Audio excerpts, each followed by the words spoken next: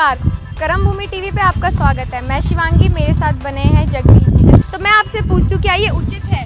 क्या समय देना चाहिए? उचित इसमें पहले तो लोगों को निर्णय ही संदिग्ध लग रहे हैं, राइट।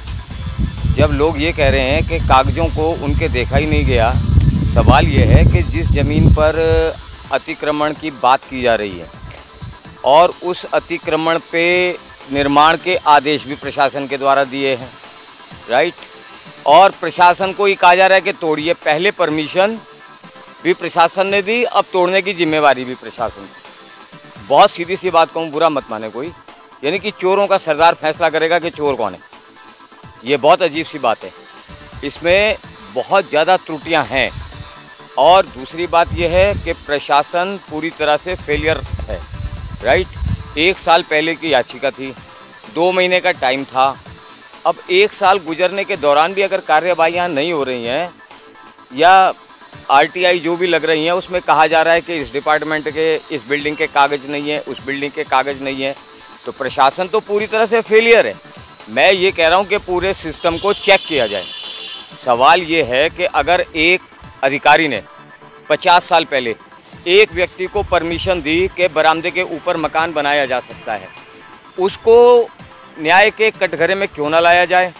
सवाल यह है कि 50 साल पहले जिसने परमिशन दी, अपराधी तो वो भी था। उन अपराधियों की भी बात, एक आदमी को टारगेट करना ये गलत। मैं ये कह रहा हूँ कि इसमें पूरा सिस्टम लपेट में है, संदिग्ध है और संदेह के दायरे में है। इसके अंदर जस्टिस कहीं नज़र नहीं आता।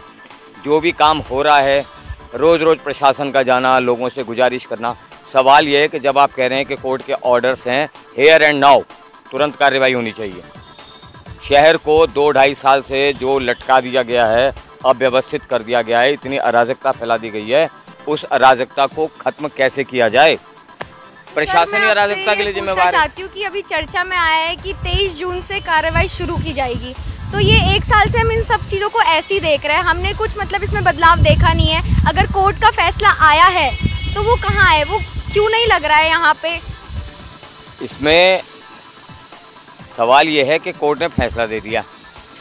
कोर्ट की, मेरी नज़र में कोर्ट की ये भी जिम्मेवारी बनती है कि अगर एक कोर्ट ने बोल दिया कि आप 2 महीने के अंदर ये ख़त्म करवाइए, तो 2 महीने के अंदर कोर्ट इस बात को क्यों नहीं पूछा जाता प्रशासन से कि आपने क्या कार्रवाई की है। सवाल यह है, मेरी नज़र में तो अगर एक बार कोर्ट ने कह दिया कि 2 महीने के बाद आपने कार्रवाई नहीं करी है, आप उनकी नौकरी पे एक्शन लीजिए, आप उन पे दंड दीजिए, आप उन पे कुछ भी कीजिए।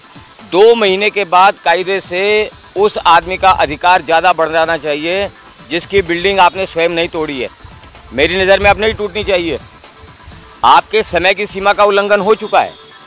इस समय की सीमा के उल्लंघन के बाद वो कितना कितना रोज़ प्रताड़ित होगा या मानसिक परेशानियां हो रही हैं, इस बात को तो प्रशासन में या न्याय में कभी भी कैलकुलेट किया ही नहीं जाता। इन बातों को भी कैलकुलेट किया जाना चाहिए कि भाई ये जो मामले को इतना पेंडिंग हिंदुस्तान में रखा जाता है, ये देश पेंडिंग में ही चल रहा है।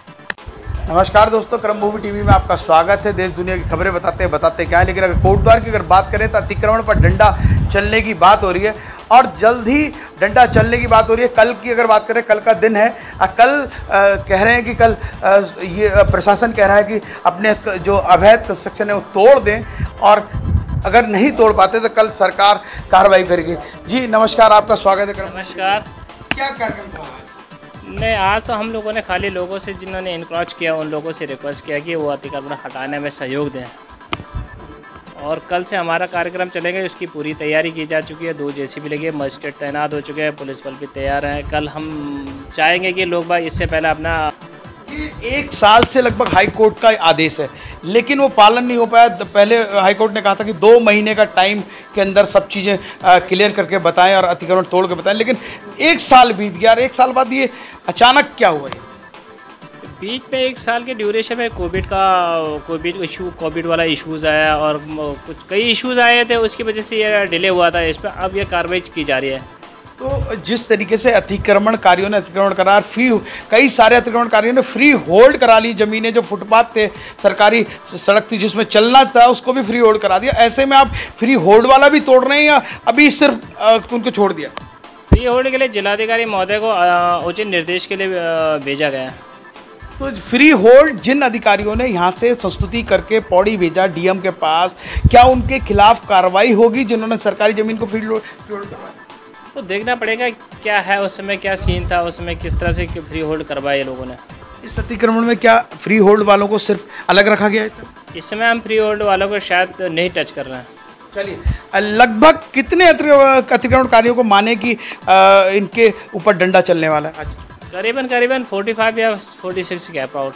चलिए, जैसे बताया अधिकारी ने कि 45 करीब अतिक्रमणकारी हैं जिनको चिन्हित कर दिया गया, लेकिन 6 से 7 ऐसे अतिक्रमणकारी हैं जिन्होंने सरकारी जमीन को ही फ्री होल्ड कर दिया। इसमें दोषी कौन है, अधिकारी कौन दोषी है, कौन कर्मचारी है, ये बड़ा सवाल रहेगा। ये सवाल ये रहेगा कि कैसे सरकारी जमीन फ्री होल्ड हो जाती है और सरकार को पता भी नहीं लगता। मैं राजीव गढ़, क्रमभूमि टीवी के लिए नीरज के साथ कोटद्वार।